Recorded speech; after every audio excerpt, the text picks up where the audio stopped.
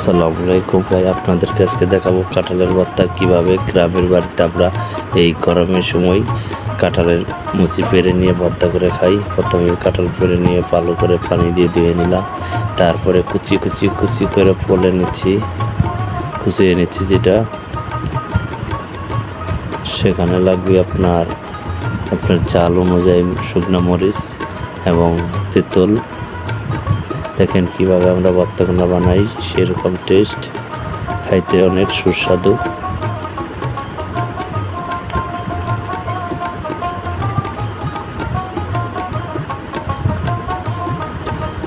আমাদের কুচি করা শেষ হয়ে গেছে। এখন আমরা মরিচ এবং তেঁতুলটাকে ডলে ভালো করে মিক্স করে নেব। মরিচ পুরা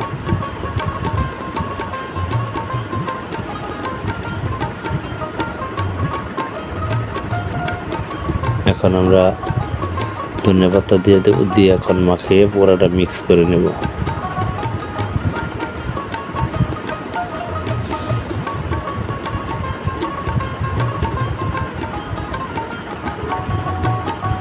বাস শর্টকাটে হয়ে গেল আমাদের কাঁঠালের মুচি ভর্তা।